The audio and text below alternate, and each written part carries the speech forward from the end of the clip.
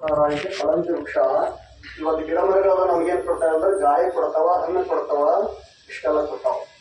ನದಿಗಳಾಗೆಲ್ಲ ಸಮುದ್ರ ಆಗಿದ್ದು ಉಪ್ಪಾಗಿತ್ತು ನೀರು ಕುಡಿಯೋಕ್ಕಾಗ್ತಿರ್ತಿಲ್ಲ, ನದಿಗಳಾಗಿ ಉಪಕಾರ ಮಾಡಿದಾವ.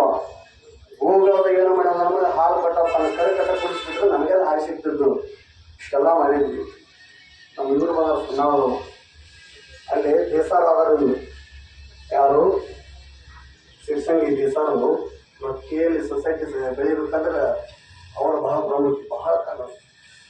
ಇಷ್ಟು ಅವ್ರು ಹೇಳ್ತಾರೆ, ಹೊಲಕ್ಕೆ ಹೋಗಿರ್ತಾರ. ಅವರು ಹೊಲಕ್ಕೆ ಹೋದಾಗ ಮಾವಿನ ತೋಟಕ್ಕೆ ಹೋಗಿರ್ತಾರ. ಹೋದಾಗ ಏನಾಗ್ತಂದ್ರೆ ಒಂದು ಹುಡುಗ ಮಾವಿನ ಹಣ್ಣು ಕಲ್ಲು ಹೋಗಿರ್ತಾನೆ. ಆ ಕಲ್ಲು ದೇಸಾರಿಗೆ ಬೆಳಿತಿತ್ತು. ದೇಸಾರ ಹೊಡೆದಾಗ ಹೇಳ್ತಾರ ಅವರು, ಮಗನ ಹುಡುಗ ಓಡಿ ಬಿಡ್ತಾನ, ಹೋಗ್ತಾನ, ಒಂದಿಷ್ಟು ಮಂದಿ ಕಳಿಸ್ತಾರ, ಅವ್ನು ಕರ್ಕೊಂಡು ಬರ್ತೇವೆ. ದೇಸಾರ ಆಳಕಾಯಿ ಮನುಷ್ಯರು ಹೋಗ್ತಾರೆ, ಕರೆ ಕೊಡ್ತಾರ.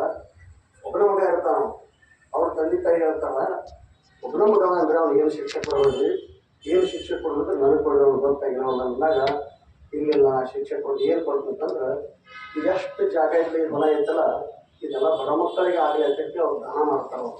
ಕಾರಣ ಏನಪ್ಪ ಅಂದ್ರೆ, ಒಂದು ಗಿಡ ಏನು ಮಾಡೈತಪ್ಪ ಅಂದ್ರೆ ನಾವು ಗಾಳಿ ಕೊಡ್ತೈತಿ, ನೆರಳು ಕೊಡ್ತೈತಿ, ಇಷ್ಟೆಲ್ಲ ಕೊಟ್ಟೈತಿ, ನಾ ಏನಾರ ಒಂದು ಉಪಕಾರ ಕೆಲಸ ಮಾಡಬೇಕಾಗ್ತದೆ ಅವ್ರ ಮನೋಭಾವ. ಕಾರಣ ಏನಪ್ಪ ಅಂದ್ರೆ, ಈ ಶರೀರ ಬಂದೈತಂದ್ರೆ ನಾವು ಏನಾರು ಮಾಡಿ ಜೇನುನೊಣ ಏನು ಮಾಡ್ತೈತಂದ್ರೆ, ಜೇನುನೊಣ ಹೂವಿನಲ್ಲಿ ಹೋಗ್ತೈತಿ. ಏನು ಹೂ ಐತಲ್ಲ, ಹೂವಿನಲ್ಲಿ ಒಟ್ಟ ಹೂ ಕೆಡ್ಸಂಗಿಲ್ಲ. ಅದ್ರ ಒಳಗೆ ಮಕ್ಕಳನ್ನ ಒಂದು ತೆಗೆದು ನಮ್ಗೆ ಏನು ಕೊಡ್ತೈತೆ ಅಂದ್ರೆ ತುಪ್ಪ ಕೊಡ್ತೈತಿ, ಅತ್ತ ಹೋಗ್ಬೇಕಾಗಿ ಒಂದು ಹೂ ಅಂತೈತತ್ತ. ಅಲ್ಲಿ ರೈತ ನಾನು ಬಂದಾಗ ಏನಪ್ಪ ಅಂದ್ರೆ ನೀನು ಹೊಲ ಇರಲಿಲ್ಲ, ಮನೆ ಇರಲಿಲ್ಲ, ನನ್ನಿಂದ ಏನಪ್ಪ ಹಾಳು ಮಾಡಿದ್ರು, ಇದು ಮಾಡಿದ್ರಿ, ಉಪಕಾರ ಮಾಡಿದ್ರೆ, ಮನೆ ಕಟ್ಟಿದ್ದು, ಮಕ್ಕಳನ್ನೆಲ್ಲ ಬಯಸಿದ್ದು, ಓದಿಸಿದ್ದು ಎಲ್ಲ ಮಾಡಿ, ನಾನು ಹಾಳು ಎಲ್ಲ ಮಾಡಿದ್ರಿ, ಲಾಸ್ಟಿಗೆ ನನಗೇನು ಮಾಡತ್ತೆ ಅಂದ್ರೆ ಕಟ್ಕರ್ ಕೈ ಕೊಡತ್ತಿ. ಇಷ್ಟು ಉಪಕಾರ ಕೆಲಸ ಮಾಡಿದ್ರು ನನಗೆ ಹಿಂಗಾಗತ್ತೈತಿ, ನನಗಂತ ಇಂಥ ಧರ್ಮ ಕೆಲಸ ಅಧರ್ಮ ಕೆಲಸ ಮಾಡಿದ್ದೆಲ್ಲ ನನಗಂತ ಬರಬಾರತ್ತೆ ಆಕಂತೈತತ್ತ. ಅದಕ್ಕೆ ಹೇಳ್ತಾರ ಮಹಾನುಭಾವಿಗಳು, ಈ ಶರೀರ ಬಂದೈತಂದ್ರೆ 83,99,999 ಜನ್ಮಗಳು ಕಳೆದ, ಅಂಡಜ ಉದ್ಬೀಜ ಸ್ವೀಜ ಜರಾಯುಜ ಎಲ್ಲ ಕಳೆದ ಬರೀ ಜನ್ಮ ಯಾವುದು ಮಾನವ ಜನ್ಮ ಬಂದೈತಿ. ಅಂದಾಗ ಏನಿಲ್ಲ, ಒಂದಿಟ್ಟು ಉಪಕಾರ ಕೆಲಸ ಮಾಡಬೇಕ ಅಂತೇಳಿ ಈ ಜನ್ಮ ಬಂದೈತಿ. ಅದಕ್ಕೆ ಹೇಳ್ತಾರ ಅವರು, ಇಂಥ ನಾವು ಜನ್ಮ ಕೊಟ್ಟಿವಿ, ಇಂಥ ಮಹಾತ್ಮರದ ಒಂದು ಆಶ್ರಯ ನಾವು ಅದೀವಂದ್ರೆ ನಮ್ಮಂತ ಪುಣ್ಯವಂತರೇ ಆಗಲ್ಲ.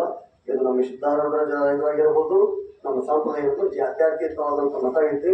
ಇವನಾರವೇ ಅಂದಿರಿಸಿದ್ರಯ್ಯ, ಇವ ನಮ್ಮವ ಮನೆಯ ಮಗನೆಂದಿರಿಸಿ ಅನ್ನುವಂಥ ಸಂಪ್ರದಾಯ ನಾವೆಲ್ಲರೂ ಕೊಡೋಣ, ಉಪಕಾರ ಕಾರ್ಯ ಮಾಡೋಣ, ಜನ್ಮ ಸಾರ್ಥಕ ಆಗ್ತದೆ. ಅಂತ ಒಂದು ಸದ್ಭೇದ ಜಗತ್ತು ಸಿದ್ಧಾರೂಢರು ಬಸವಾದಿತ್ಯವಂತರು ಸಕಲ ಮಹಾತ್ಮರು ನನಗೂ ಕೊಡ್ರಿ, ನಿಮಗೂ ಕೊಟ್ಟು ಕಾಪಾಡಿದ್ರು. ಕೃಷ್ಣ ಸಿದ್ಧಾರ್ಥ.